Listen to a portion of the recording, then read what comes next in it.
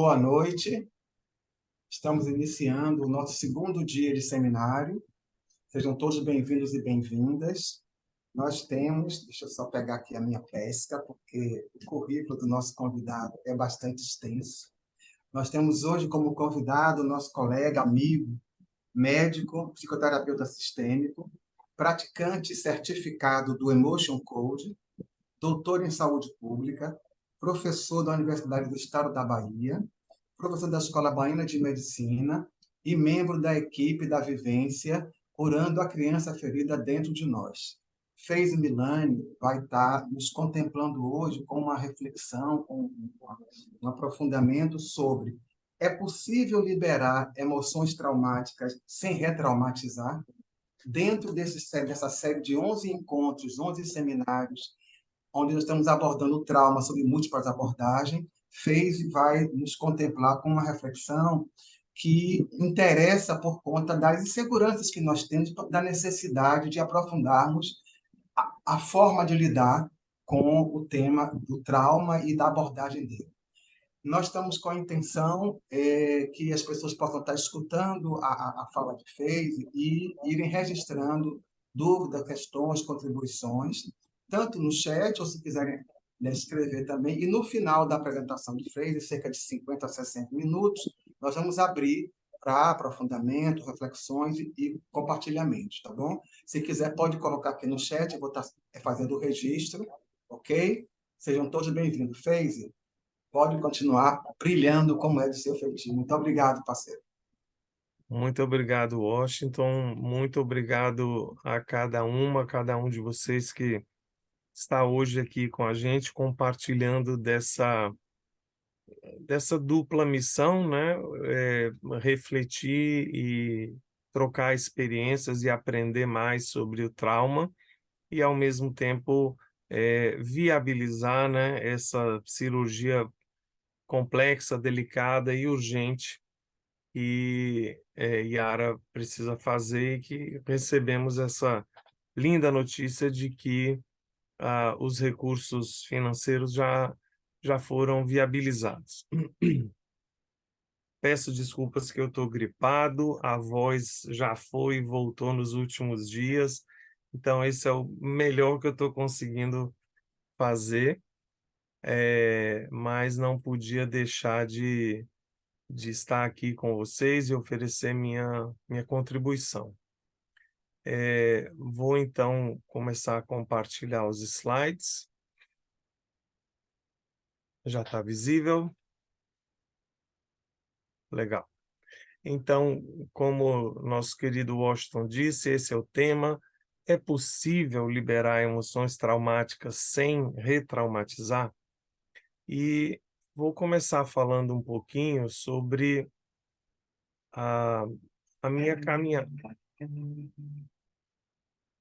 A minha caminhada, o que me trouxe aqui, né?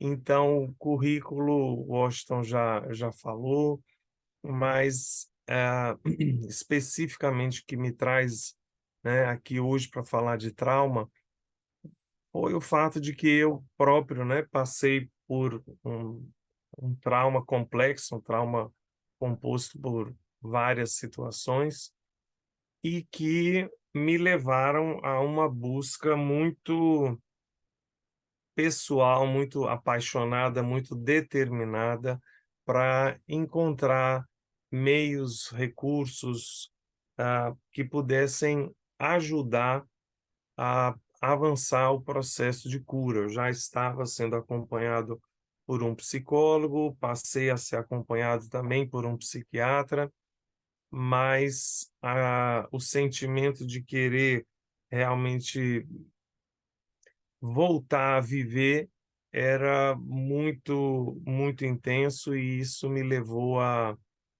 então pesquisar de forma muito intensiva durante vários anos uma série de técnicas e recursos. E assim foi que eu conheci o Código da Emoção, o Emotion Code, conheci o Psyche, conheci o EMDR, que são todas técnicas, né, bastante ricas, interessantes, e de certa forma, diferentes da perspectiva mais tradicional, né, da psicologia, da psiquiatria. Estou aqui procurando, pronto, como passar os slides. Tem gente na sala de espera, viu, Washington? Então, esse aqui é o roteiro que a gente vai estar seguindo. Vamos começar falando um pouquinho, bem sintético, sobre trauma, revisar um pouco como é a história desse conceito, qual é a perspectiva mais recente, como é que o trauma se conecta, né? Não, ou seja, como é que a gente transcende aquela ideia de que o trauma é apenas uma questão psicológica, mas reconhece também a importância dele na saúde física, né? Como se a saúde psicológica não fosse suficientemente importante, mas aí eu penso muito nos meus colegas médicos que às vezes, né, alguns ainda têm uma dificuldade de compreender tanto essa conexão do corpo com a mente, quanto também a importância, né, das questões que estão na mente, no emocional da gente. Num segundo momento, vamos estar falando sobre emoções, então o que que são efetivamente emoções e como é que a gente pode aprender a lidar com elas para não cair nem no endeusamento das emoções e nem na negação das emoções ou essa categorização de emoções boas e emoções negativas. E, por fim, vamos então falar sobre o código da emoção, sobre essa técnica desenvolvida pelo Dr. Bradley Nelson, que traz uma forma de liberar emoções muito leve, muito elegante e muito rápida, né? Então, apresentar para vocês, para quem não conhece, porque ainda é pouco conhecida aqui no nosso país, apresentar os fundamentos dessa técnica. Então, o conceito de trauma, quer dizer, não vou entrar na história dele, apenas pontuar alguns marcos nessa evolução conceitual.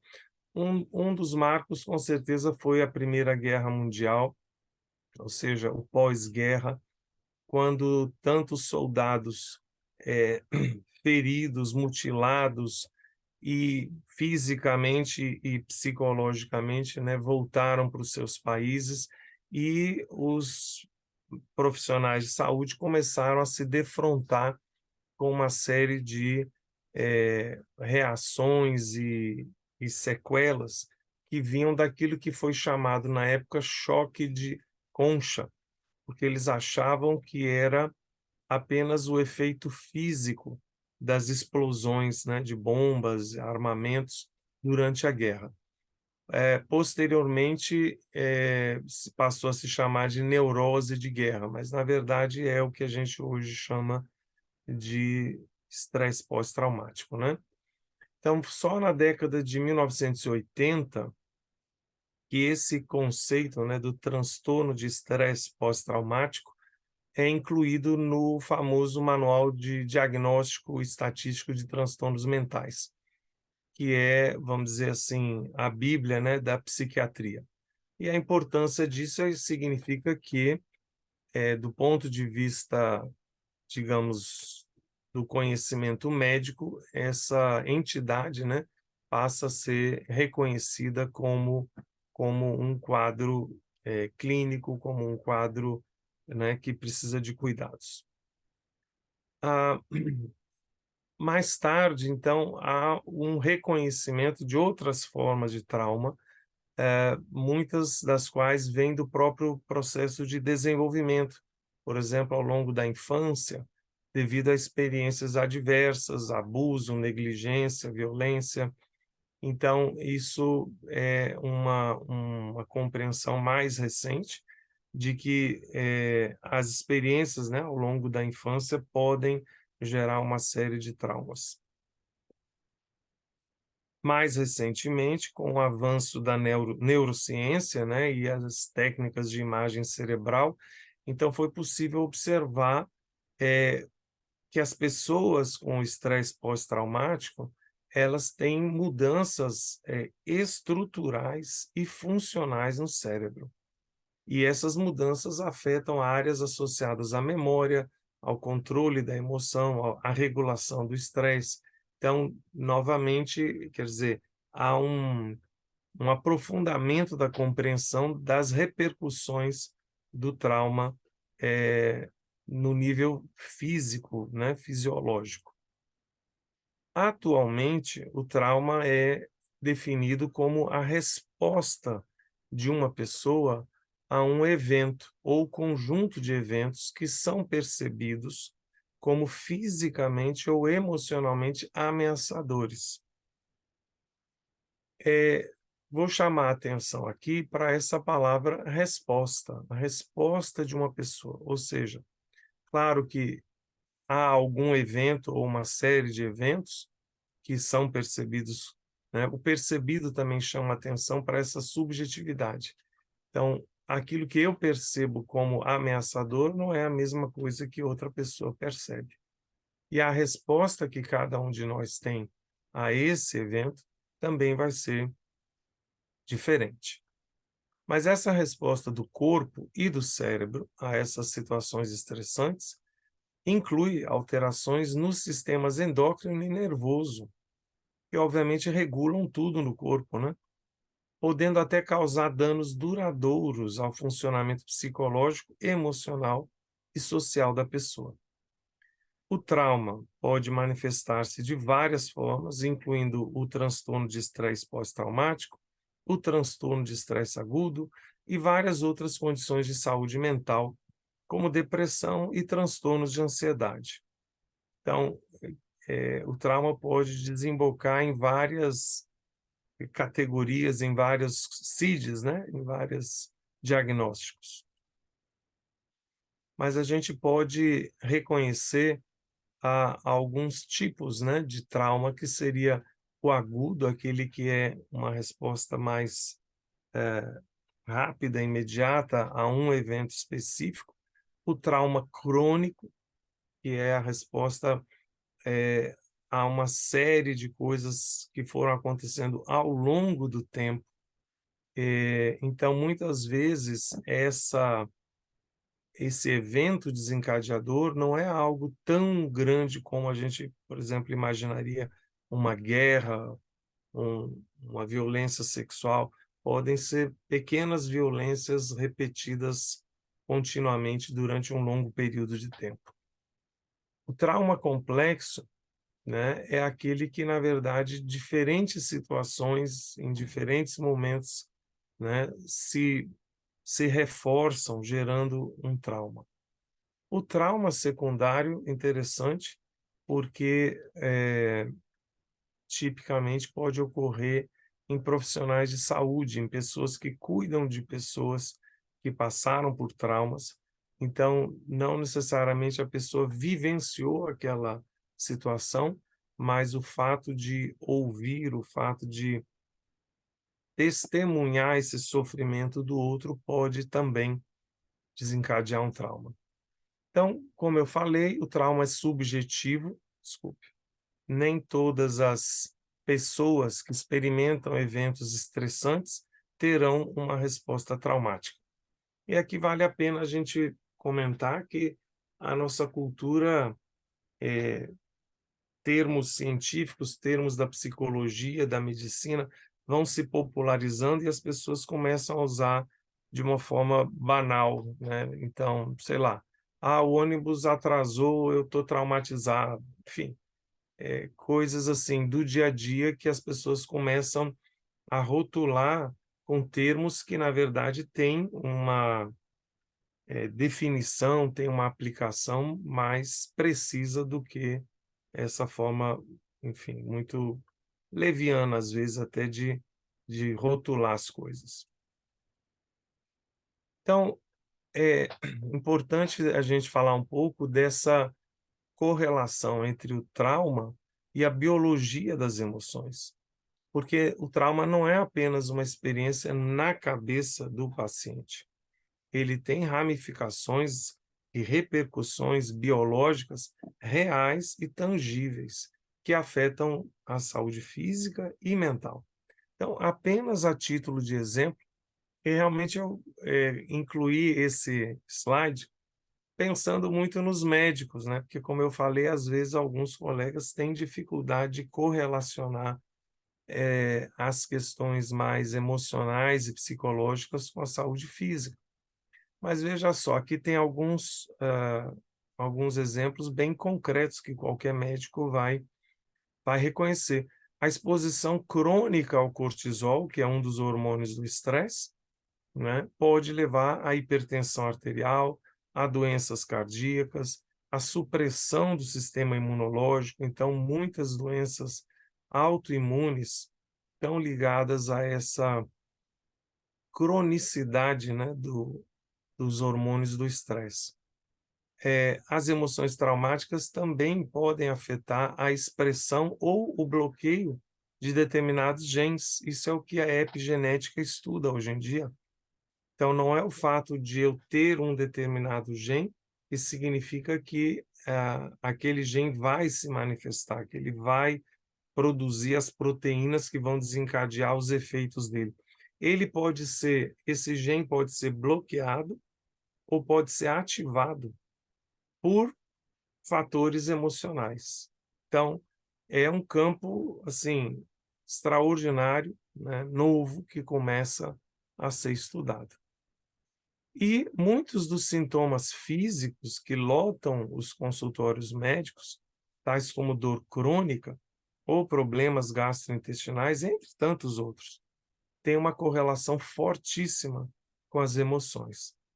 Então, a dor crônica, por exemplo, é uma das áreas que a medicina tem maior dificuldade de lidar, né?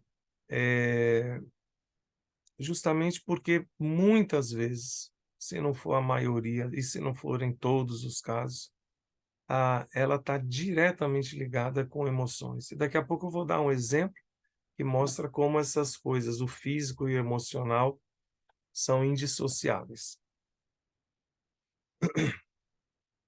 Então, reconhecer e abordar o componente emocional do trauma é um passo crucial para o tratamento holístico e eficaz de pacientes traumatizados. Ah, tendo-se o cuidado, né, de não retraumatizar. E o que seria isso? Seria um processo pelo qual uma pessoa que já sofreu um trauma anteriormente, revive ou experimenta novamente aquela dor e estresse, devido a algum estímulo. Esse estímulo pode ser um evento, uma situação, pode ser um cheiro, um som, uma palavra, né? um, um, um contexto, né? Pode ser qualquer coisa, né? Até mesmo um gatilho aparentemente menor, que reativa aquela memória traumática e, junto com ela, os sintomas que estão associados. E isso faz com que a pessoa sinta como se estivesse revivendo o trauma original. Então, é bem possível que vários de nós aqui já experimentamos isso de alguma forma, né? Quando às vezes acontece algo que, na vista da maioria das pessoas ali naquele momento, é simples ou é banal, não é nada grave, mas a gente tem uma reação exacerbada. E essa reação exacerbada, muito intensa, é porque aquela situação aparentemente banal reativou uma memória de uma situação bastante sofrida, dolorosa para a gente, e a gente então tem uma reação que não é, de fato, ao que está acontecendo aqui e agora, e sim uma repetição do que aconteceu antes. Então, isso é muito, vamos dizer, visível nas pessoas que vêm da guerra, né, com estresse pós-traumático, como que, por exemplo, o som de um escapamento de uma moto, né, que parece o som de um tiro ou uma bomba, e de repente aquela pessoa que já voltou da guerra, já está em casa, está se reinserindo na sociedade, ele se joga no chão e começa a gritar como se estivesse lá no fronte de batalha e apavorado, enfim, como se tivesse realmente aquela situação ocorrendo novamente. Então, é algo muito intenso e perturbador. Então, nossa preocupação deve ser, né, ajudar essa pessoa ou a nós mesmos, né, a superar o trauma sem cair nessa retraumatização. Então, agora vamos falar um pouquinho sobre as emoções. Vimos que o componente emocional é um elemento essencial do trauma e vamos então entender um pouco melhor o que é emoção. Na verdade, existem várias teorias ou vários conceitos sobre a emoção. Eu vou trazer um pouquinho de diversas para a gente perceber que, vamos dizer, também é um tema complexo, mas uma forma da gente entender a emoção é que ela é a combinação resultante de um sentimento com pensamentos, estados psicológicos, estados fisiológicos e uma gama de propensões para a ação. Então, essa seria também a diferença entre emoção e sentimento, né? O sentimento é um dos componentes da emoção. Mas veja que toda emoção, ela também tem pensamentos que fazem parte dela. Então, às vezes, inclusive, é difícil diferenciar. Foi o pensamento que desencadeou a emoção ou foi a emoção que desencadeou o pensamento?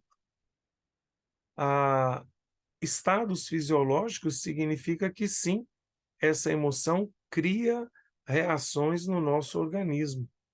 E então a fisiologia do medo, a fisiologia da vergonha, a fisiologia da alegria, a fisiologia da tristeza, da depressão, são muito diferentes entre si.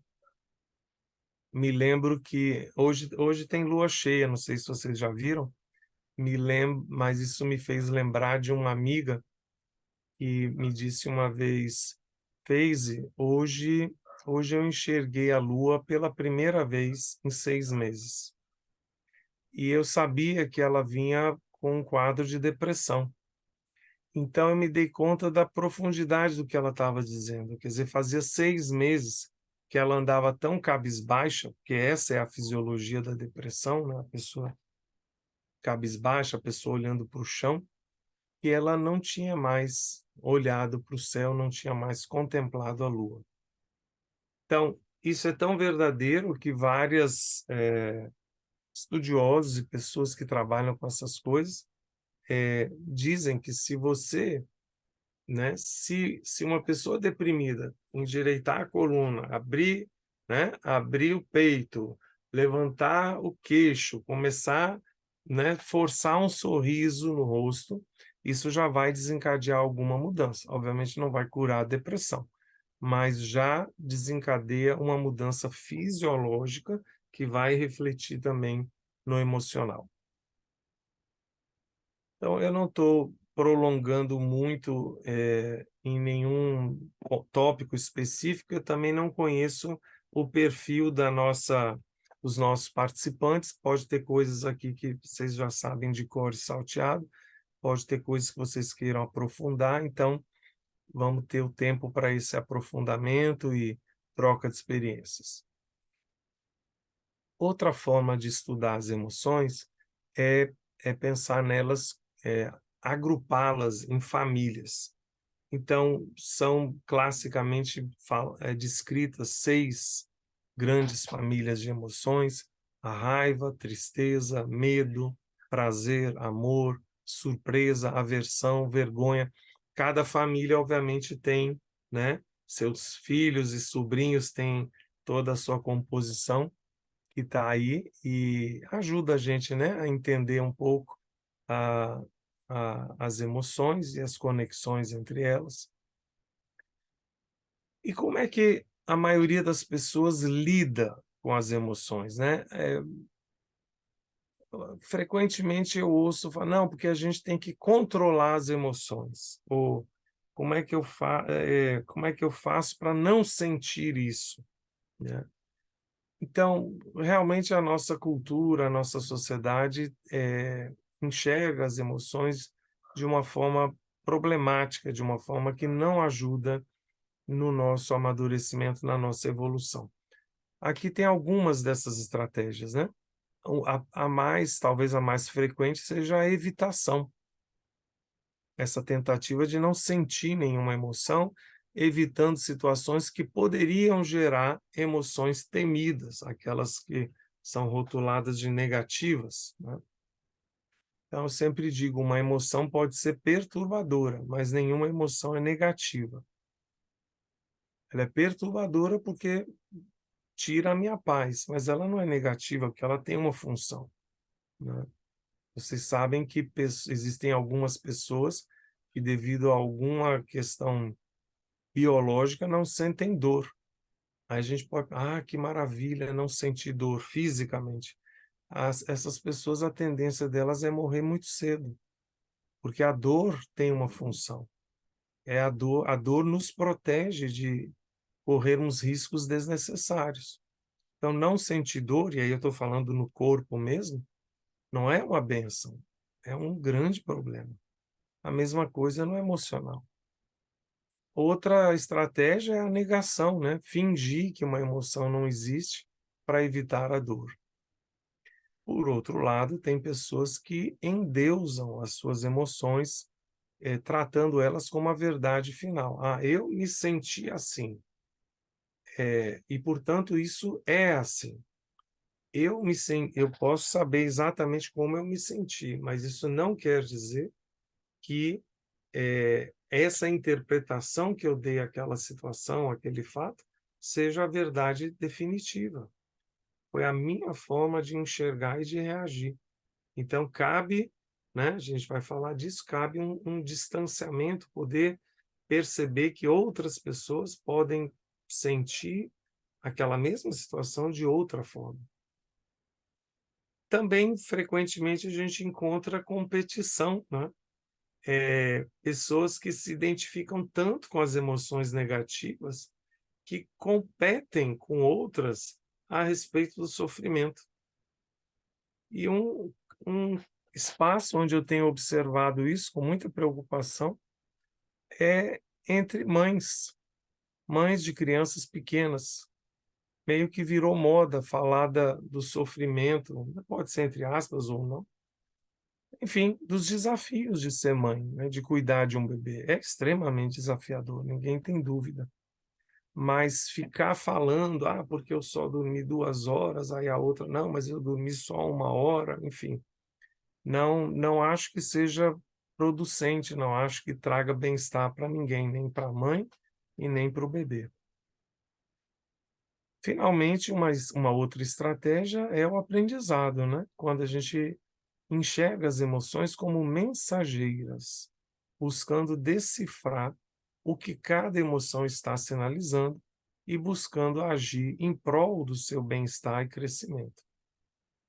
Essa, obviamente, é a maneira mais madura e proveitosa, né?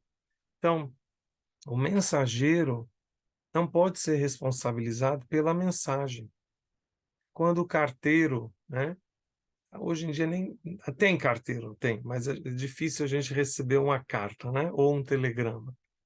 Mas quando um carteiro, né, chega com uma carta que a gente abre e a notícia é desagradável, a gente não bate no carteiro, a gente não xinga o carteiro.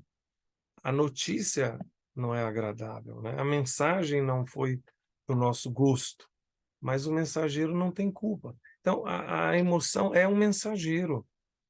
E a nossa rejeição ao mensageiro, ao invés de focar na mensagem, é um dos grandes problemas que a gente enfrenta. Então, quando você está dirigindo o seu carro e aparece uma luz vermelha no painel, você não fica dando soco no painel para apagar a luz, né, na base da porrada. Porque aquela luz vermelha é mensageira. Ela não está te fazendo mal nenhum, ela está te avisando, o óleo acabou, ou tem um problema no radiador, enfim, tem alguma coisa que está errada e que você precisa parar para ver o que que é.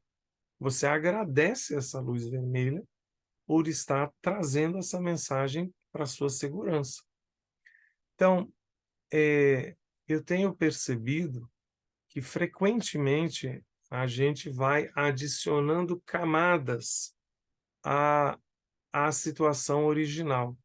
Então, a gente tem uma emoção, né? Tem uma situação, por exemplo, que desencadeia, vamos supor, raiva. Então, eu sinto raiva, mas imediatamente eu sinto vergonha por ter sentido raiva. Então, imagina uma bola de neve descendo a montanha. Então, já adicionou uma segunda camada. Daí eu sinto culpa, que a vergonha pode me levar para a culpa, porque eu já senti raiva tantas vezes. Daí vem tristeza, por que que eu não consegui até hoje me desvencilhar disso?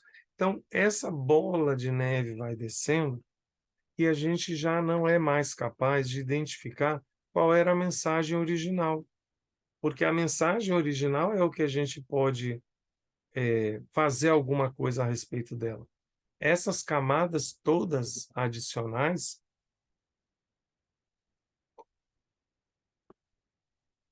são adições que a gente fez, né? E que estão nos afastando do cerne da questão. Tudo bem, vamos lá. Então, uma pequena reflexão, né? Algumas sugestões, enfim, já que falamos das formas de lidar com as emoções, como melhor lidar com elas, né? Eu acho que o primeiro ponto seria a gente se tornar um observador das nossas emoções, prestando maior atenção a elas. Isso significa sair do piloto automático, evitando as reações mecanizadas. Também, grande parte das coisas, das nossas reações, atitudes, falas, pensamentos no dia a dia são mecanizadas, são automáticas. O ser humano não é um autômato, o ser humano é um ser consciente, com vontade e livre-arbítrio, poder de escolha. Então, quanto menos mecanizado a gente for, mais a gente está vivendo plenamente, na plenitude. Então, para ser um observador, né, uma vez que eu observo minhas emoções, eu posso tentar nomear cada emoção, sem julgar a emoção ou a situação, ou a si mesmo. E assim a gente pode observar como que as emoções vão variando ao longo do dia e de acordo com as circunstâncias, né? Então, a gente pode manter um registro escrito das emoções para identificar quais são as mais frequentes, quais são as mais intensas e se há gatilhos disparadores. Cada um de nós, né, provavelmente tem algumas emoções que são as mais frequentes, que se repetem. Então, a gente tem que prestar atenção a essas, identificá-las e reconhecer os gatilhos para que a gente não vá no automático. É, é interessante porque vai parecer contraditório com o que eu acabei de falar. Eu falei, observe, nomeie, tente entender. E, ao mesmo tempo, desidentifique-se.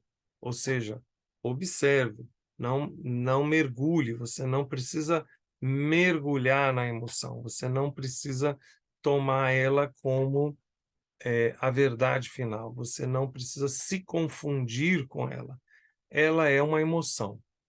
Isso significa, em termos, enfim, vamos dizer, mais práticos, é como se isso aqui é como se fosse um mantra, né, que a gente pode usar para manter esse distanciamento. Eu observo os meus pensamentos e sentimentos. Eles vêm e vão. Eu permaneço como observador, sem me identificar com eles, sem me misturar, sem achar que eu e eles somos um. Eu não sou meus pensamentos não são eu. Meus pensamentos são apenas pensamentos, não são a realidade. Eu também não sou as minhas emoções e nem as minhas emoções não são eu. Minhas emoções são apenas emoções, não são a realidade. Esse é um longo caminho, né, para a gente percorrer, de poder estar nessa condição, né, de observador, sem julgar, né, reconhecendo as emoções que vêm e vão, mas não tomando elas como se fossem a nossa realidade ou a realidade da vida.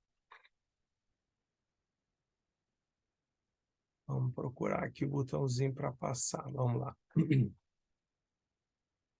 Outro, outro passo interessante é ah, voltar a olhar para dentro de si, né? Observar as nossas reações e relações com os outros, sem julgamentos.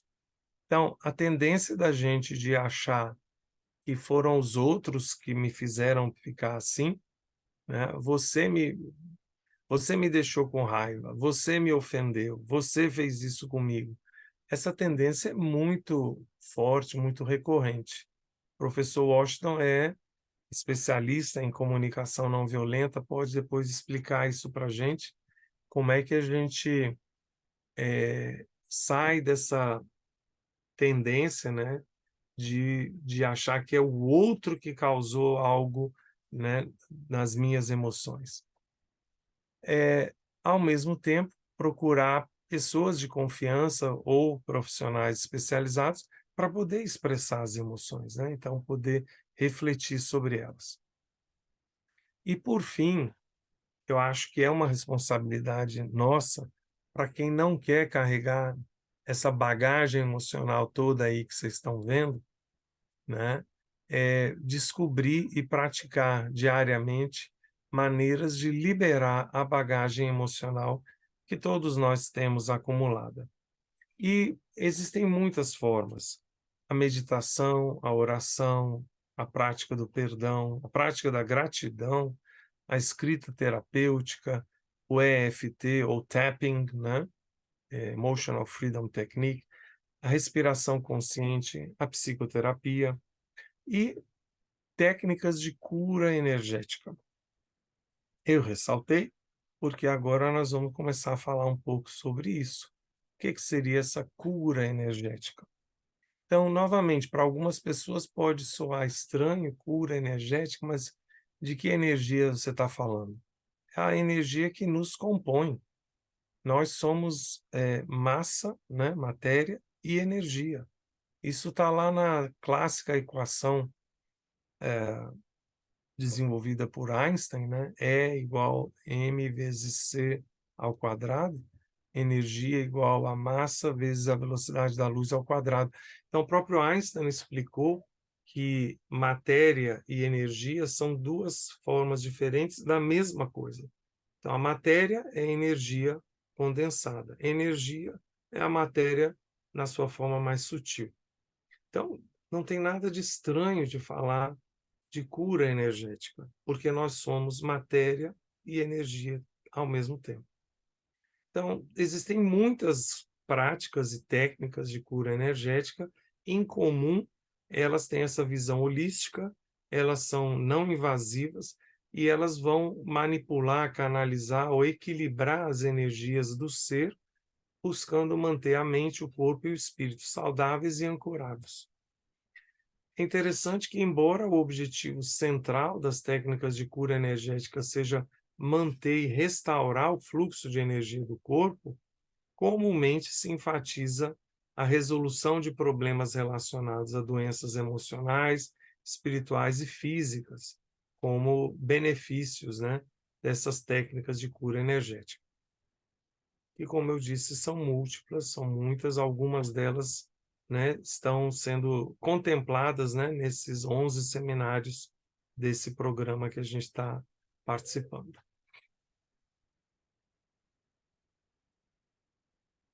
Então, uma dessas técnicas de cura energética é o código da emoção. Aqui está a capa do livro original em inglês, The Emotion Code, e do livro traduzido em Portugal. Nós não temos ainda uma tradução no Brasil.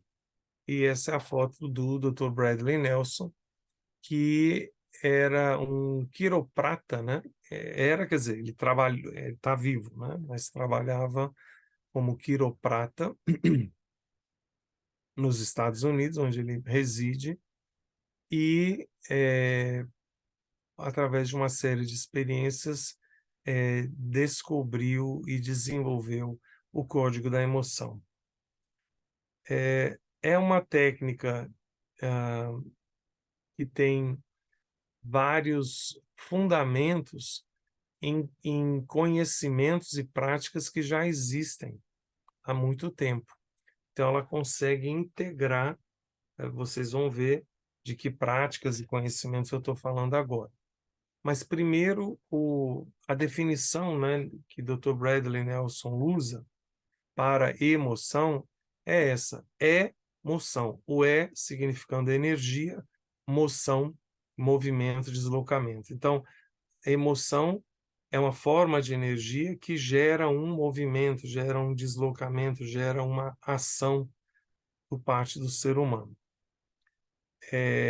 Então, nosso corpo é também energia, as emoções são também energia, os pensamentos também são energia, só que cada forma dessas de energia tem a sua frequência vibracional distinta, mas são todas também energias. Então, essa forma de energia, que a gente chama de emoções, elas podem ficar presas no nosso corpo. Então, o natural de uma energia é fluir, né? Mas quando há um obstáculo, essa energia pode não fluir e ficar presa, ficar bloqueada no nosso corpo, no nosso sistema, né? Corpo, mente, energia, o espírito, como cada um quiser chamar. Eu realmente cada vez menos me importo com os nomes e rótulos e mais me preocupo de entender o que é, né? Pode chamar de espírito, energia, tanto faz. O que acontece quando essa energia de uma... Então, como é que uma emoção pode ficar presa, pode ficar bloqueada? Simplificando, tem duas formas. Uma é quando a gente rejeita essa emoção, quando a gente tem aversão a ela, quando a gente não aceita. Então, essa não aceitação é um bloqueio. A outra forma é quando a gente se apega àquela emoção. Como é que a gente se apega a uma emoção? Por exemplo, quando a gente tem um dia muito feliz e diz: eu queria que todos os dias fossem assim. Eu queria viver assim o tempo todo. É um, é um desejo legítimo, mas não é real, porque a vida, né, tem altos e baixos, tem maré cheia, tem maré baixa, tem lua cheia, tem lua minguante, e a gente precisa aceitar esses ciclos. Então, seja quando a gente rejeita uma emoção, seja quando a gente se apega a uma emoção, elas podem ficar presas. Quando uma emoção é muito intensa, ela pode, vamos dizer, superar a capacidade de processamento ou reprocessamento do nosso sistema e ficar presa. O que acontece com essa energia presa em alguma parte do nosso corpo? Essa energia vai, ao longo do tempo, interagir com as células, com os tecidos, com os órgãos que estão ali próximos de onde ela está bloqueada. E ela vai poder causar sintomas. E com o tempo, ela pode gerar doenças. Então, um sintoma extremamente comum de uma emoção presa é a dor, né? Está ali a energia, ela vai afetando os tecidos, os órgãos próximos e ocasionando dor, ocasionando inflamação, ocasionando N reações e que com o passar do tempo pode evoluir para uma doença. Então, aqui tem uma radiografia, né, de alguém que sofreu uma fratura e eu dou esse exemplo para mostrar o seguinte: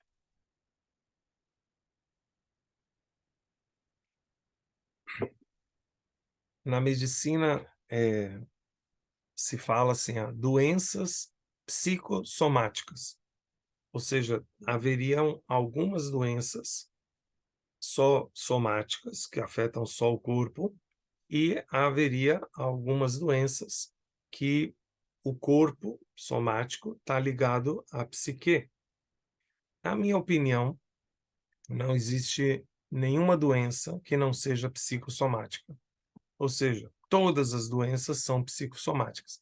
E o exemplo, vamos dizer, extremo que eu dou, que não é nenhuma doença, é um acidente, a pessoa fraturou os ossos. Imagina o que acontece com essa pessoa no instante que ela cai e fratura esses ossos e começa a sentir essa dor. A quantidade de emoções que instantaneamente se conectam a essa experiência que é absolutamente física, né? Então, fora a dor, mas eu estou falando, pode vir medo, pode vir vergonha, estou numa festa, numa solenidade, caí aqui, agora estou gritando de dor, vem vergonha, vem medo, meu Deus, será que vou precisar operar? Será que eu vou precisar ficar de licença médica? Será que eu vou perder meu emprego? Enfim, tantas emoções instantaneamente podem ocorrer para esse indivíduo que já não tem mais como separar o que é a fratura do osso do que é todos esses pensamentos e sentimentos que estão ocorrendo ali ao mesmo tempo. Então, é um exemplo que para mim ajuda a entender como que essas coisas estão o tempo todo interligadas.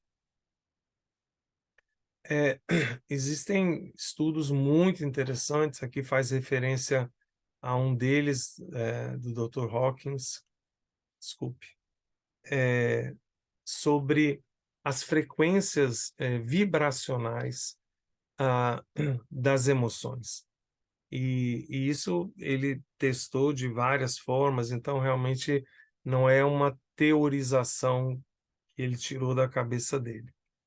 Mas observe que aqui embaixo, a emoção com a frequência vibracional mais baixa é a vergonha, e logo a culpa, né? E observe como que aqui para cima, né, o amor, a alegria, a paz vão levando a gente para um outro nível, né, de iluminação, consciência maior, que é uma coisa de expansão. Então, essas emoções com a frequência vibracional mais baixa vão nos contraindo, né, vão nos retraindo, e as outras vão nos expandindo. Então, é outra forma da gente entender e estudar as emoções. Bom, eu falei que o código da emoção, como é que estamos de tempo aí, professor? 8h20. Eu falto 2 minutos para dizer que faltam 10. Você tem 12 minutos, parceiro, segundo o nosso combinado. Uma Obrigado. dúzia. Joia. Então, eu disse que o código da emoção tem alguns pilares que são práticas e conhecimentos que a humanidade já tem há algum tempo.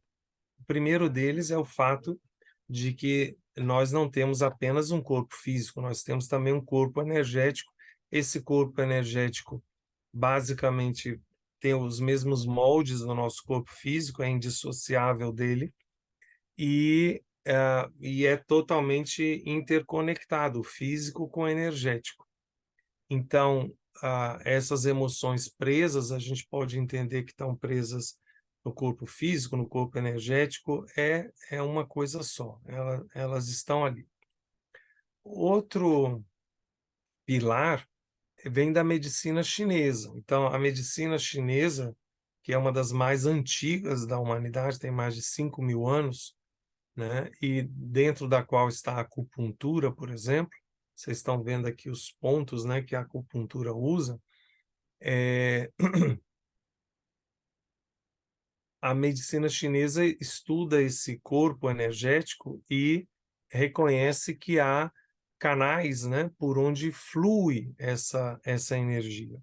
E esses canais são chamados de meridianos. Então, no código da emoção, no momento de liberar a emoção, a gente passa um ímã ao longo do meridiano governador.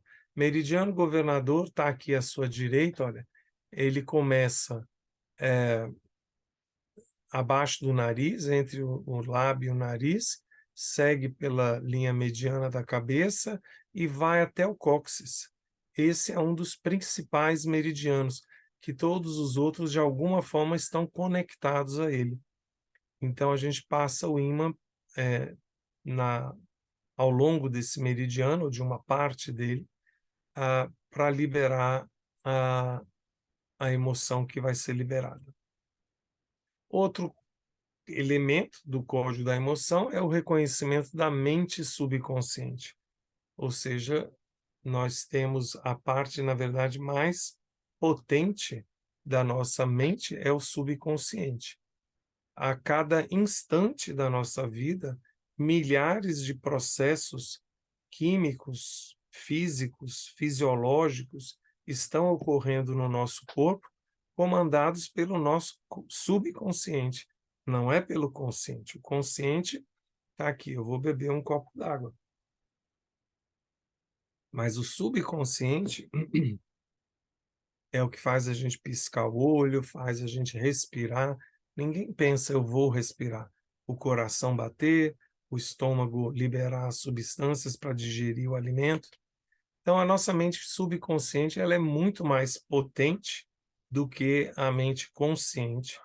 E ela tem registrado todos os fatos e eventos da nossa vida.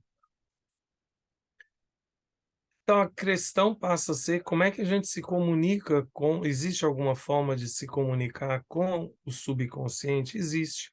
A cinesiologia aplicada, que tem em torno de um século de existência, esse estudo, mostra que o teste muscular nos permite ter as respostas do subconsciente. Porque o que acontece é que o tônus muscular, né, ele é controlado pelo subconsciente. Então, depois eu posso explicar mais detalhadamente. Pelo tempo é melhor eu adiantar. Aqui tem algumas formas de fazer o teste muscular. Aqui com as mãos, aqui com o braço de outra pessoa, e esse da pessoa em pé, né, que pode o corpo se inclinar ou para frente ou para trás, dependendo se... Então, quando o teste muscular dá forte, é porque aquilo é verdadeiro ou é positivo. Quando ele dá fraco, é porque é falso ou é negativo. Outro pilar fundamental é a questão da intenção. Então, o Dr. Bradley Nelson diz, e eu tenho experimentado isso, o quanto que a nossa intenção é poderosa. E o que é a intenção? É focalizar a sua atenção para a realização de algo. Então, ele combina um desejo sincero e profundo com uma crença de que esse propósito que você tem é alcançável e irá acontecer, mesmo que você não saiba o como. Então, aqui tem um desafio, né, para várias pessoas que vão fazer o código da emoção e vem meio com aquela ideia, eu vou ver se funciona. Bom, você não precisa ter fé, né? Como, por exemplo, eu tenho fé total que isso funciona. Você está chegando agora, não precisa ter fé, mas você precisa acreditar que isso pode acontecer mesmo que você não entenda. As pessoas que acham, né, acreditam na supremacia do seu racional como critério para definir o que é verdadeiro e falso, elas têm dificuldade de vivenciar, né, o que o código da emoção e muitas outras coisas podem propiciar. E simplesmente porque já colocam a barreira da descrença, né, do ceticismo, que muita gente acha que é sinal de inteligência, mas não é. E, por fim, eu já tinha mencionado, né, a questão da estimulação magnética, né, do ímã. Muita gente se esquece que o nosso corpo produz, ele tem tanto energia elétrica quanto energia magnética, né? E a energia magnética, inclusive, é mais potente, né? A energia magnética produzida pelo nosso corpo é mais potente do que a energia elétrica. A energia elétrica, por exemplo, quando você faz o eletrocardiograma, chama eletro, porque está medindo a corrente elétrica do seu coração. Mas a energia magnética, ela pode ser captada, inclusive, a uma distância maior. Aqui, essa ilustração, né, mostra o alcance do campo magnético do corpo humano. Então, nós usamos o ímã para facilitar a liberação de energias ou emoções presas no corpo, e isso resulta em mudanças psicológicas e fisiológicas. Então, voltando para o tema inicial, né, desse seminário, o código da emoção permite liberar emoções traumáticas sem retraumatizar? Sim. Eu vou dizer 2 motivos, né? O primeiro é que, para a gente trabalhar como o código da emoção, o processo é guiado pelo subconsciente, não é o consciente. O paciente não precisa nem mesmo dizer qual foi o fato traumático, qual foi o evento. Então, a pessoa pode chegar e dizer: olha, eu quero liberar as emoções associadas a um fato que ocorreu quando eu tinha tal idade. Não precisa me contar o fato, não precisa relembrar o fato, não precisa descrever a situação, né? Basta ela se conectar com aquela intenção de liberar as emoções, e a gente vai trabalhando com o código da emoção para liberar as emoções. Então, já tive experiências assim, a pessoa chegar e dizer: eu quero liberar, mas não quero falar o que é. É por isso que eu digo que o código da emoção é muito elegante, porque eu não preciso saber, né, o que aconteceu. É possível liberar sem falar sobre isso. Assim, o segundo motivo que o código da emoção permite fazer isso sem retraumatizar é que o processo é conduzido pelo subconsciente. Então, às vezes acontece da gente perguntar: é seguro e apropriado liberar essa emoção agora? E a resposta ser não, porque precisa liberar uma outra coisa antes, né?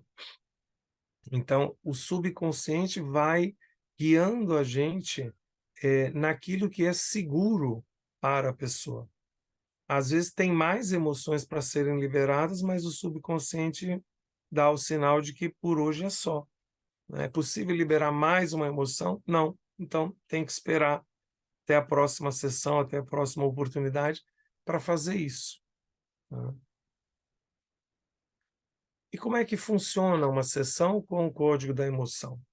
Então, ela pode ser auto-aplicada, inclusive as pessoas podem acessar pelo Unity Portugal, né, ou pelo site do Dr. Bradley Nelson, pelo YouTube. Tem vídeos em que ele demonstra a técnica e ele explica como fazer para você mesmo.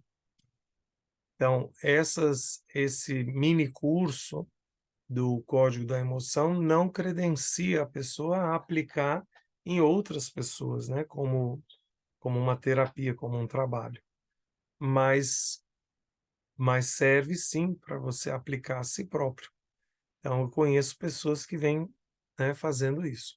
Ou pode ser aplicado em outra pessoa. Pode ser aplicada presencialmente ou remotamente. E tem várias formas. A gente pode liberar emoções à escolha do subconsciente, ou seja, simplesmente dizer: existem emoções presas no sistema dessa pessoa que podem ser liberadas agora, e ir liberando, ou direcionada, ou pode liberar emoções direcionadas a um objetivo, né? Quero dormir melhor, né? Tem muita gente com insônia, ou para um sintoma, ou para um evento, ou para um relacionamento com meu pai, relacionamento com minha esposa, ou para uma área da vida. Então tem muitas formas da gente trabalhar. Parceiro, É, nós terminamos o nosso tempo, mas siga aí concluindo que está muito bom. obrigado. Já estamos no finzinho. Esse aqui é a tabela com o código das emoções, em inglês. Ah, então, é um conjunto de 60 emoções que a gente trabalha, que representa o universo das emoções humanas. Elas estão classificadas em coluna A, coluna B, linha 1 a 6. Cada linha tem 5 emoções de cada lado.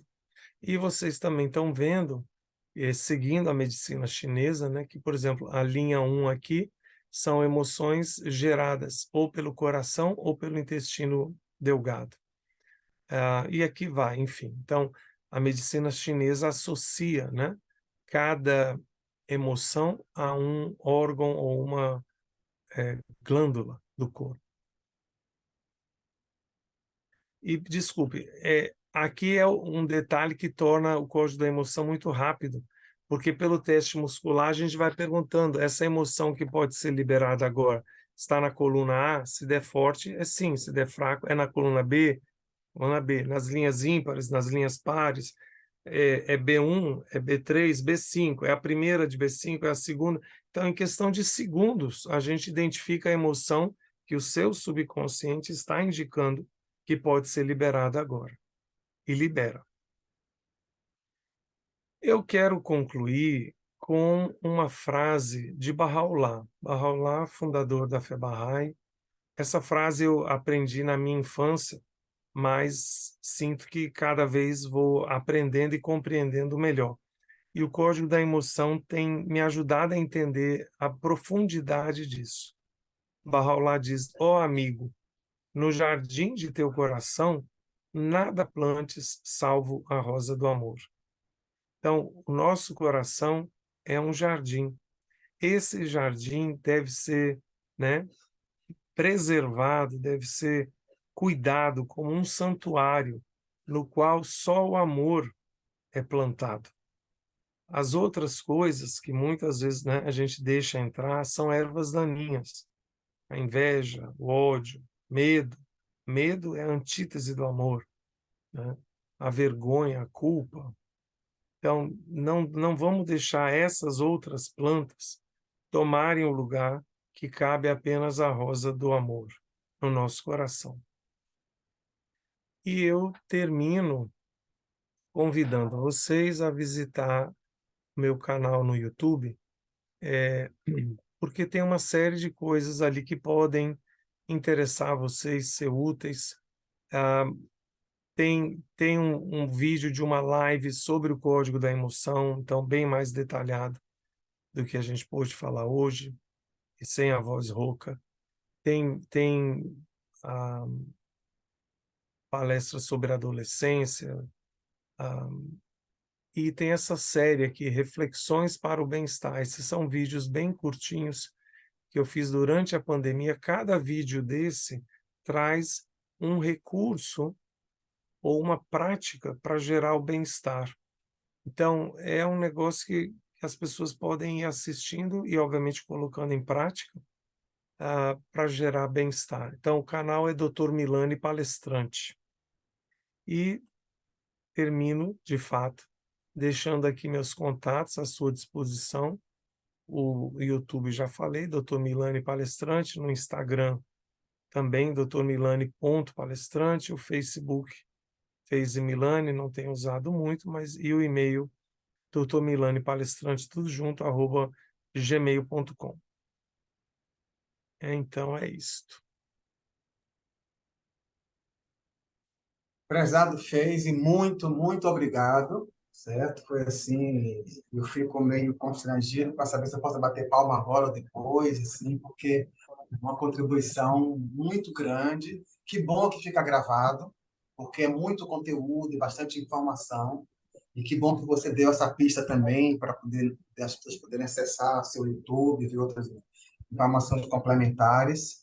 Eu vou abrir agora para, né, as pessoas que queiram, né, complementar, questionar e tirar dúvidas, certo? Eu tenho umas 5 ou 6 perguntas minhas, mas eu vou aguardar, né, as pessoas, mas realmente assim, é de coração, assim, agradecer o conteúdo e a forma com que você apresenta, destacando, Felipe, principalmente o fato de você iniciar falando de uma situação pessoal. Eu acho que isso me aproxima, eu acho que nos aproxima, a gente poder ver que está lidando com alguém que também está investigando, não é só alguém que estudou e sabe. Então, assim, é muito grato de verdade. Bom, nós temos aqui 34 pessoas nesse momento, então alguém gostaria de se colocar alguma observação, algum comentário, é muito bem-vindo. Lembrando que está sendo gravado, vai ficar à disposição, então. Vou abrir aqui um pouquinho. Na minha experiência, Washington, sempre a primeira pergunta ou o primeiro comentário é o mais difícil. Então, vamos fazer de conta que a primeira já foi feita. Quem gostaria de fazer a segunda? Pronto, ótimo, ótimo. Que bom. Vamos para a segunda pergunta, então. O comentário. O comentário, né? Deixa eu começar, então, Fez, porque assim, eu tenho várias, mas assim, uma coisa, se você puder falar um pouquinho mais sobre essa relação entre o trauma e essas doenças autoimunes. Porque essa sua colocação, junto com a sua afirmação, você foi peremptório, né? Todas as doenças são psicossomáticas.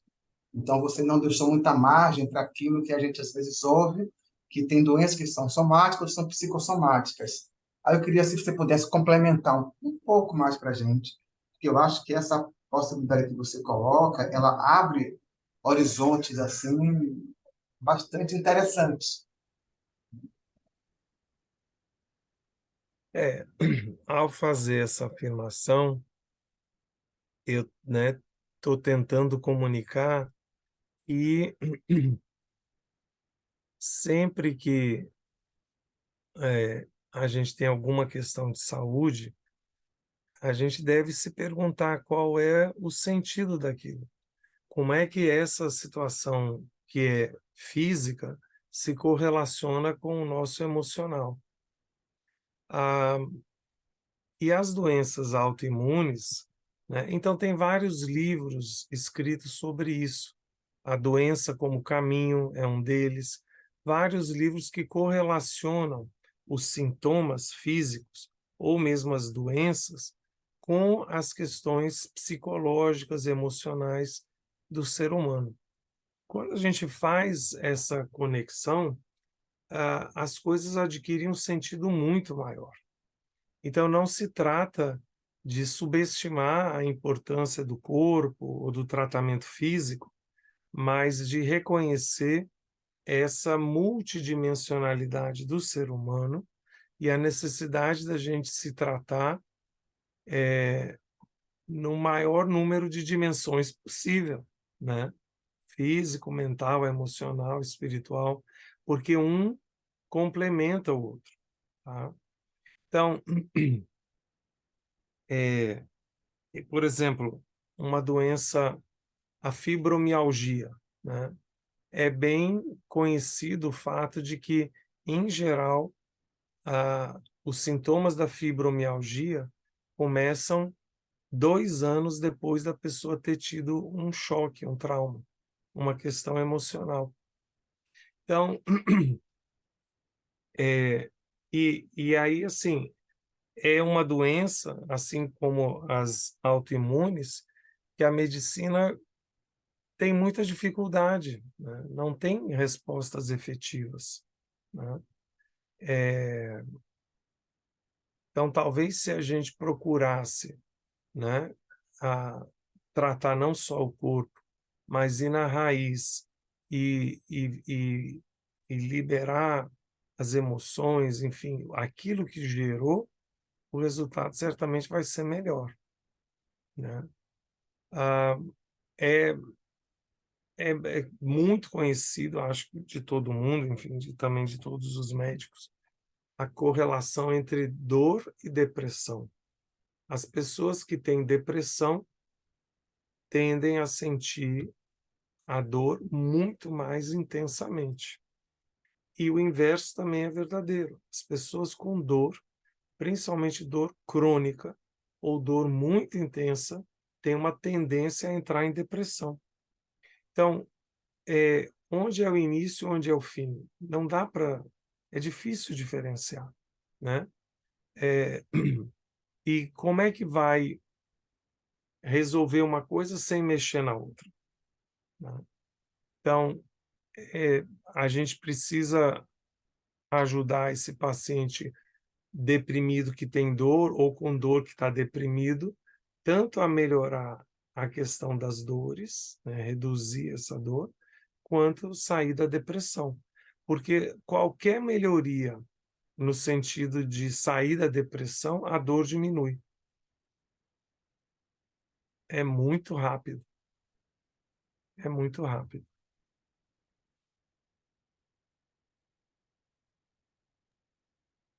Grato, vamos ver se tem mais gente, porque se deixar, eu vou fazer um bocado de pergunta nessa direção aí, porque você me provoca quando você coloca isso, porque eu vou para assim, meu Deus do céu, então você tá, eu sei que você não tem nenhum preconceito com, com a estrutura, né, é necessária para ajudar pessoas, mas quando você fala, me parece que então um medicamento que é dado só para um sintoma localizado, ele está na contramão dessa sua percepção. Por exemplo, quando a gente usa a alopatia indiscriminadamente, e não sou contra a alopatia, não, pelo amor de Deus, mas é assim, quando a gente usa indiscriminadamente, não está indo nessa perspectiva que você coloca. Sim, correto. Sem dúvida. Porque se você pensar, né, tudo tem uma causa, né? Todas as consequências têm alguma causa. Então você pode combater as consequências e deixar as causas intactas. Infelizmente, grande parte do que a medicina faz hoje em dia se enquadra nessa categoria de combater as consequências, deixando as causas intactas. Ah, eu tenho, né, trabalhado com meus alunos de medicina, enfatizando para eles que a medicina sempre fez uso de um repertório muito amplo de recursos, que não apenas farmacológicos.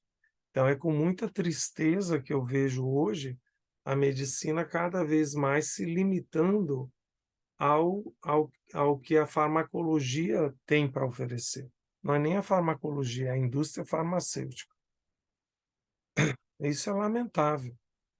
Então, paciente hipertenso, paciente diabético, né? Paciente deprimido, sim, tem remédio para cada uma dessas condições, mas tem muitas coisas não farmacológicas, muitos recursos, inclusive cientificamente comprovados, ou seja, não tem nada de empirismo, né, que podem e deveriam ser prescritos, inclusive como escolha inicial, né? A não ser o caso de um paciente com uma depressão profunda, prolongada, etc., o paciente que vem com uma depressão inicial, moderada, ele pode reagir e melhorar só com medidas de meditação, de atividade ao ar livre, de participar de grupo, de fazer coisas que lhe dão prazer, né? Banho de floresta. No Japão agora tem estudos sobre uma prática milenar, o banho de floresta. E o que é isso? A pessoa vai para uma floresta, se desconecta, né, do, do Wi-Fi, do celular, etc., e fica lá meia hora, uma hora, caminhando, contemplando e tal. Eles medem, coletam sangue das pessoas antes, né, ao chegar e ao sair da floresta. Toda a composição de elementos ligados ao estresse está alterada, né? A pisar na terra, pisar no chão, na grama, na areia, né? O earthing, também tem estudos mostrando, diminui a inflamação, diminui o mau humor, diminui o baixo astral, né? Instantaneamente. Agora, mas não tem estudos de grande porte. Sim, porque quem é que vai financiar?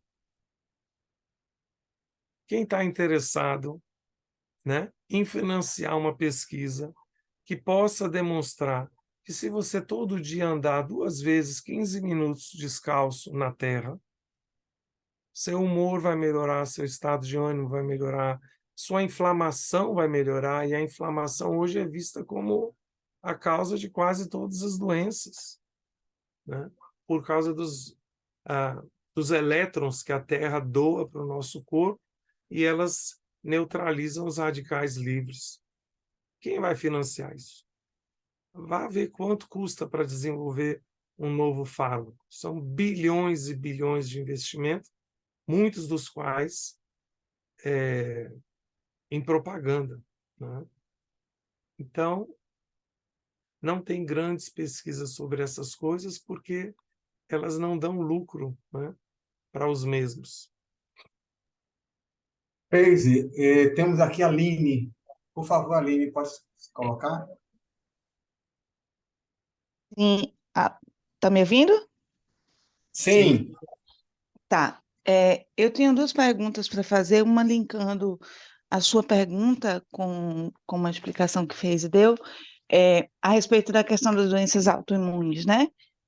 Na verdade, assim, eu, muito recentemente, fazendo uma pesquisa em artigos científicos, li a respeito de uma nova classificação de diabetes, como para além do tipo 1 e do tipo 2. E uma delas fazendo uma referência ao diabetes como doença autoimune, né? Então, primeiro eu queria saber como é que andam essas pesquisas dentro da medicina, porque não é minha área de atuação, se isso realmente procede, né? E, ao mesmo tempo, perguntar se nesse nível mais amplo, em que medida esse tipo de trabalho com o trauma e com como é o emotion code, né? sim. É, tem aplicabilidade no sentido de reversibilidade de quadros como diabetes, hipertensão, né? Reversibilidade ou até que ponto, qual o limite, né, de uso dessa técnica. Obrigado, Aline. Obrigado pelas perguntas. Vou começar pela segunda. Eu jamais prometeria isso para ninguém. Então, isso é uma questão ética e de responsabilidade. Eu jamais diria, venha fazer o código da emoção para reverter a sua pressão arterial, a sua diabetes, ou qualquer coisa que seja. Isso por um lado. Por outro lado, não há limites. Na verdade, a gente não sabe quais são os limites para aquilo que é o poder da sua intenção e o poder da liberação das emoções pode produzir. Entende? Não, então, eu não posso prometer, Sim, porque seria entendo. charlatanismo, né? Uhum, Mas nenhum de nós sabe, né, o quanto que uma determinada doença que a gente possa ter, o quanto que ali tem fatores emocionais ou o quanto também que tem fatores hereditários, fatores biológicos, etc, etc, tá? uhum, É, mas quando eu comecei a aplicar o código da emoção em mim mesmo, é interessante, né? A coisa do ceticismo. No início eu achei, não, eu estou identificando as emoções porque eu sei as emoções que eu já passei, etc. Aí eu falei, não, então eu vou fazer com minha família. Aí fiz. Fiz até com o porquinho da Índia que minha filha tinha, que era super amedrontado de tudo, e melhorou. Aí eu falei, não, é porque eu conheço eles também. Aí eu comecei a chamar amigos para virem, vamos dizer, fazer o código da emoção, mas pessoas que eu não sei detalhes da vida delas. E é identificando as emoções e perguntando: você reconhece? Reconheço. Reconheço. Todas as emoções elas reconheciam. Aí eu falei: parece que esse negócio funciona mesmo. Então vamos fazer o seguinte: eu vou fazer isso num lugar onde eu nunca vi a pessoa, e nem a pessoa me viu antes, e não tem esse vínculo e tal. Então eu fui para uma instituição filantrópica em Cajazeiras, onde uma amiga, que é freira, tem um trabalho com a comunidade, ela chamou pessoas: venham aqui quem quiser atendimento e tal. Então, eram pessoas que eu nunca tinha visto na vida, elas entravam, perguntavam o nome e o que que você tem, o que que você quer trabalhar. Ah, veio um senhor, 55 anos, com doença de Parkinson, aquela tremedeira nas mãos, nos pés. Tá bom, eu não prometi nada, vamos liberar as emoções, liberamos as emoções. 2 semanas depois eu voltei para fazer uma segunda consulta, mas a minha intenção principal era ver o que que as pessoas iam dizer que aconteceu. Ele volta de novo com a esposa, e a esposa vira e diz: doutor, ele está todo exibido. Mas como assim exibido? Porque agora ele fica esticando o braço para mostrar que não está mais tremendo. Então, eu já fui surpreendido tantas vezes pelos resultados que eu não ouso dizer: não, isso não é possível. Mas eu não prometo nada. Então, é isso. Sobre diabetes como doença autoimune, não tenho nenhuma informação que eu possa, digamos, acrescentar ou atualizar. Não tenho acompanhado esse tema, né? Mas faz Agra sentido que algumas agrade formas de diabetes possam ser autoimunes, sim, quando há um ataque ao pâncreas. Mas aí eu Uhum. não sei o que que esses estudos mais recentes estão dizendo. Tá certo, obrigada. De nada. Obrigado, Fez. Obrigado, Aline. Nós temos aqui mais 3 minutinhos. Dá para uma perguntinha, não daquelas complexas que Fez vai ficar 2 horas respondendo, né? Mas ainda podemos aproveitar esse final aqui. Alguém quer colocar alguma coisa, Pior é Fez? que quem gosta de falar, até uma pergunta simples leva meia hora explicando, mas tudo bem. Ô, Gente, Washington, se puder, vou claro, tentar claro. Falar, por favor, quem é? fazer uma pergunta muito simples, Érica, mas que vai ajudar, porque como o material vai ser disponibilizado, então as pessoas que podem acessar depois. Então, Fê, é uma pergunta bem primária, vamos dizer assim, mas eu acho que vai me ajudar e talvez ajude outras pessoas. Você fala do trauma e do retrauma, assim, eu fiquei me perguntando como é que eu sei que é um retrauma e talvez e não um novo trauma? Assim, o trauma é uma coisa muito intensa, assim, muito forte, objetivamente ou subjetivamente, enfim. Como é que eu tendo uma outra reação, um outro momento, desculpa, eu sei que isso, né, sinto que isso é um retrauma ou não é um outro trauma? Não sei. eu acho que. Diga, você queria falar? Não, não, era só essa pergunta mesmo, assim, não Sim. sei se foi clara, mas você está explicando Foi tão bem claro. que eu acho que vai me ajudar. Tudo bem. Eu acho que o retrauma se refere à situação em que, por exemplo, a pessoa está tentando trabalhar aquela questão num processo terapêutico. Então, embora a intenção seja ajudar a superar o trauma, o fato de relembrar, mergulhar, enfim, falar sobre aquilo, pode desencadear as mesmas sensações, sensações físicas, fisiológicas, pensamentos, enfim, do trauma original. Então, eu entendo que retraumatizar tem a ver com isso.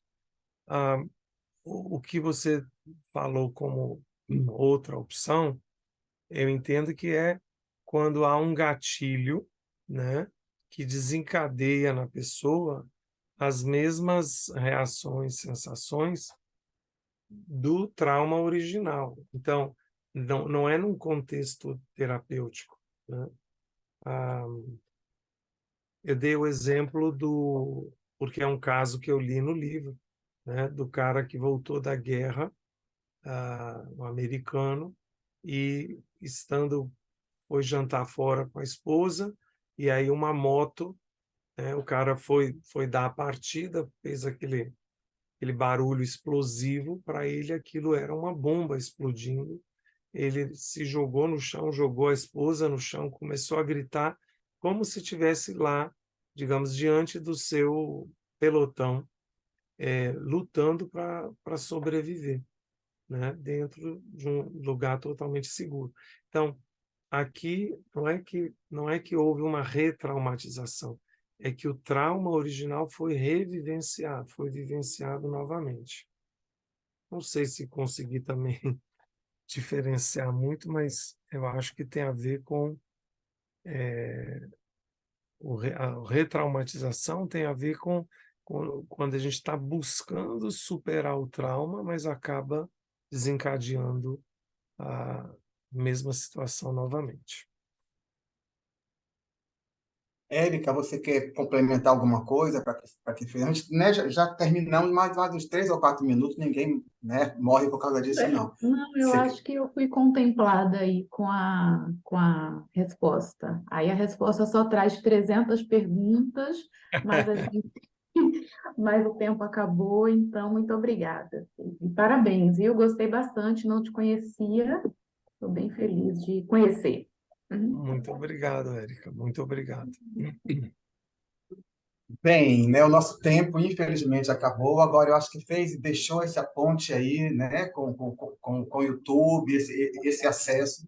Me parece que uma das coisas que essa série de seminários está fazendo é justamente nos apresentando a pessoas que pesquisam, que investigam, que podem compartilhar pontos de vista, como o nome do seminário, de múltiplas abordagens, né? Sim. Então, fica aí essa abertura para poder conhecer melhor o trabalho que fez, e que aqui foi realmente uma gota do muito trabalho que ele desenvolve, e um convite para não só conhecer o trabalho que ele fez, e como está voltando. Amanhã vamos ter aqui Alexandre com um trabalho muito interessante com relação a trauma de desenvolvimento e relacional. Então, quem puder participar também, certo? Frei, suas palavras finais, e agradecer a todas as pessoas que estiveram aqui, isso não só para poder ajudar a cirurgia, né, da nossa amiga, mas para estimular esse tipo de pesquisa, de aprofundamento, de troca. Fez, por favor, a palavra é sua. Só quero agradecer, dizer que realmente foi privilégio estar participando desse esforço coletivo, né, em favor de uma pessoa, né, que merece, e a oportunidade de estar compartilhando aqui com vocês. Então, muito obrigado pela presença e pela paciência também com a minha voz falhando. E obrigado a você, Washington, pelo carinho, pela acolhida. Gente, muito obrigado. Vamos estar encerrando. E fez, é só você que achou a sua voz diferente. Me perdoe, eu entendi tudo direitinho, viu? Espero que você melhore. Gente, muito obrigado, e Obrigado. até amanhã quem puder participar. Tchau, tchau. Gratidão. Tchau, Tchau. tchau. Boa Grato. noite. Aqui é a gravação.